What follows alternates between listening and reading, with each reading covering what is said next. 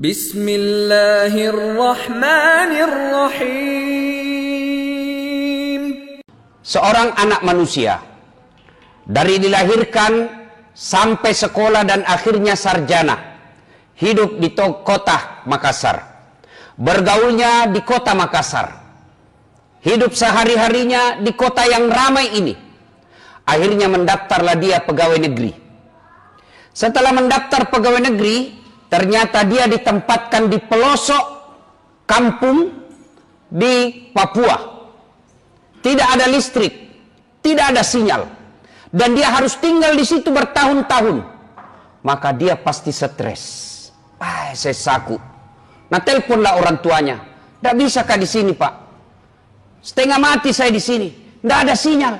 Dari kecil saya berkomunikasi pakai handphone. Sekarang tiba-tiba tidak ada sinyal. Air susah, listrik tidak ada. Menderita saya, Pak. Kata bapaknya, sabar mako dulu nak. Tinggal mako di situ. Insya Allah akan ada perubahan. Tidak bisa Pak. Menderita saya di sini. Setelah dia menderita, akhirnya dia putuskan, sudah Mi, biar mak saja pensiun dini. Lebih baik saya tinggalkan ini pekerjaan gajiku yang cuma 5 juta dari saya penderita 24 jam. Pulang mak, kata bapaknya. Pulang mako pale. Saudaraku, merantau, pergi kerja, ternyata di tempat kerja tidak menyenangkan. Bapak masih ada pilihan. Apa pilihannya? Pensiun dini.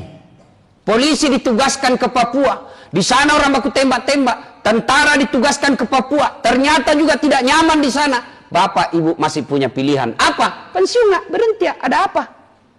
Tapi ketahuilah demi Allah, kalau masuk maki dikubur, tidak ada yang dibilang pensiun dini.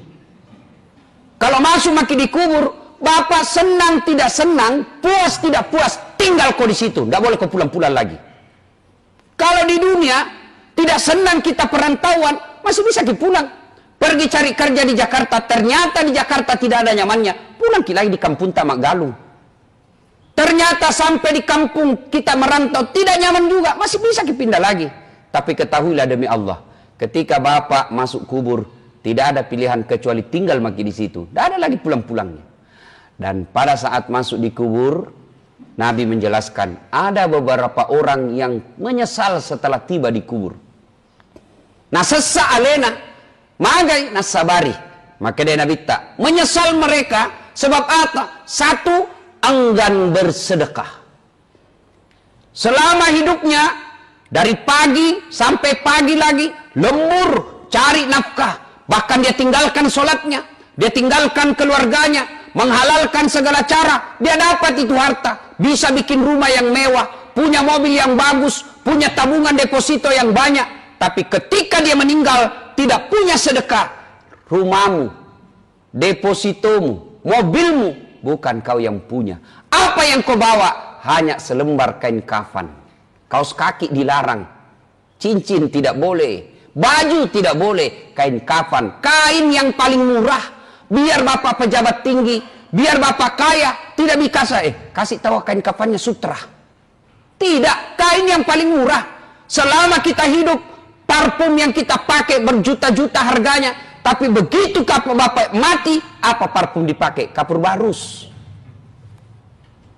Maka menyesallah ketika masuk di kubur, karena dia tidak bersedekah. Kenapa? Sedekah ini yang membuat kita menyesal. Sebab puasa, haji, zakat, sholat hanya kita nikmati ketika kita lakukan saat di dunia. Ketika Bapak sholat, puasa, haji, didapat pahalanya ketika kita di dunia. Tapi yang namanya sedekah, namoni mati nih, biar kita sudah jadi jasad, tinggal tulang belulang, tapi masjid yang kita bangun, sekolah yang kita bangun, pesantren yang kita ikut bangun, selama pesantren, masjid, sekolah itu dimanfaatkan, selama itu kiriman pahala datang kepada kita, meskipun kita sudah dikubur. Ini disebut amal jariah. Maka ini masjid belum rampung. Bapak-bapak, sedekah. Saya tidak bisa sedekah uang Ustadz, sedekah dengan otak. Pikir bagaimana supaya bisa maju ini jamaahnya. Saya tidak punya otak Ustadz, tapi saya punya tenaga. Pakai tenagamu menolong agama Allah. Jadi kau security, jagai sandalnya orang. Itu sedekahmu. Saya tentara, polisi, Gunakan tentara polisi untuk memajukan agama Allah, menolong agama Allah. Saya bukan tentara, Ustaz. Tidak tahu nggak pintar, tidak tahu uangku. Apa partisipasiku? Jangan kau banyak bicara. Diam kau saja. Ada tahu itu orang tidak pernah menyumbang, tidak pernah datang berjamaah, tidak pernah berikut rapat, ngeritik terus panitia dari pangkak-pangkak, dari balai-balai, menyerang terus panitia pembangunan masjid. Maka bawa itulah pembangun, itulah partisipasimu. Maka orang yang tidak bersedekah ketika dia hidup, dia akan menyesal di akhirat kelak. Bapak-bapak, ini yang rumah tak ada di sini, begitu meninggal siapa punya? Ahli waris. Ya bagus kalau rumah tak dipakai pengajian. Tapi kalau nak pakai mesum anak tak, nak bawa mi ceweknya sama siswa, kos-kosan mi, nak pakai berzina rumah tak, kate menderita di kubur. Maka sebelum segalanya terjadi, penyesalan itu sedekahlah. Golongan kedua yang menyesal di akhirat kelak, di kuburnya kelak, kata Nabi, adalah mereka yang mendengar panggilan azan lalu dia tidak datang. Termasuk yang selalu terlambat. Itu menyesal kau nanti ketika di akhirat. Kau datang memang sholat Jumat, tapi azan pi orang kau sampai. Itu pun kau merokok dulu di depan. Jangan kau dulu masuk. Cari carama, sallu carama. Sambayang pi kama pi baru masuk. Menyesal kau nanti di kubur. Dengar ini yang selalu terlambat sholat Jumat. Dengar Pak ya.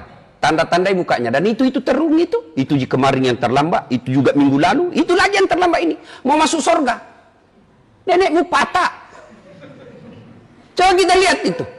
Sholat 5 waktunya tidak ada. Sholat 5 waktu tidak ada.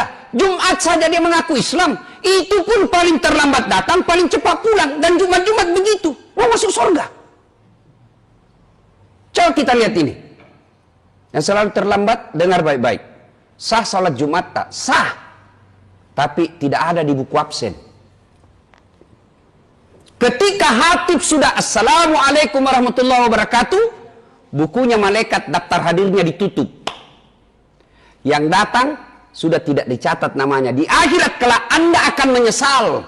Mana namaku di buku absen? Ada kok memang, tapi terlambat kok. Dan Jumat-Jumat Bapak lakukan. Sudah dikasih tahu begini, tidak ada perubahan. Nah bilang orang Bugis, wita topi na witai. Kucini tompi na kucini ki, eja pina doang. Tapi katte. Itu yang nasindir Allah dalam Al-Quran. Wa dhawa'un alaihim a'anzartahum am lam tunsirhum la yu'minun. Kau sampaikan ayat Allah atau tidak, kau ceramai atau tidak, mereka tidak akan berubah. Kasar hatinya, mati hatinya. Kata bahasa hadis, kaswatul qalbi, maka doati. Mudah-mudahan Jumat depan tidak mikir begitu. Coba kita dibilang wali kota ki, barangkali banyak mau ditandatangan di kantor. Banyak orang datang pelayanan publik. Tapi kata pengangguran jah. Terlambat lagi datang sholat. Apa modal tak nanti menghadap kepada Allah? Maka akan di akhirat nanti dikubur. Bapak menyesal. Kenapa kasihan saya selalu terlambat?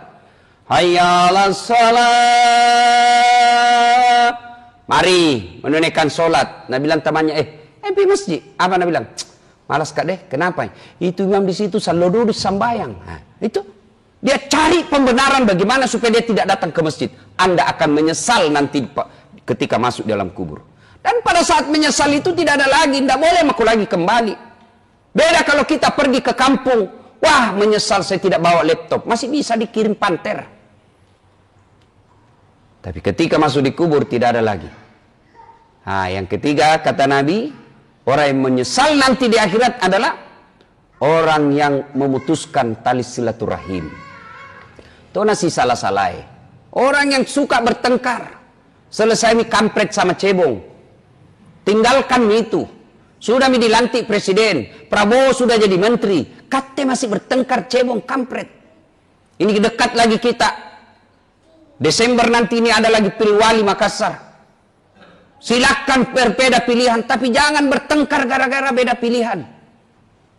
Kita berpecah belah, termasuk di antara kita. Masjid kadang-kala berpecah belah. Gara-gara apa? Gara-gara beda mazhab. Zaman saya kecil kalau orang berbeda mazhab tidak bertengkar, tidak ribut di medsos.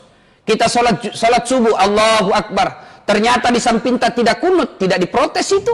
Langsung jadi saja Allah, oh, tidak kunut di samping Muhammadiyah. Itu saja dibilang dulu. Sekarang baku maki kita di medsos. Seolah-olah kita beda nabi. Sama kiblat tak, sama akidah tak, sama dua kalimat syahadat tak. Masa gara-gara beda mazhab, beda sudut pandang, kita saling memaki, bahkan akhirnya tidak mau datang ke masjid karena dia tidak setuju dengan pendapat ustadz yang ada di masjid itu. Orang yang memutuskan silaturahim di akhirat kelak akan menyesal. Dan sebelum itu segalanya terjadi, maka penuhi sekarang ini. Kalau bapak yang tadinya malas bersedekah, pulang ke sholat Jumat ini, sedekahlah. Yang selama ini masih selalu terlambat sholat Jumat, minggu depan kita lakukan.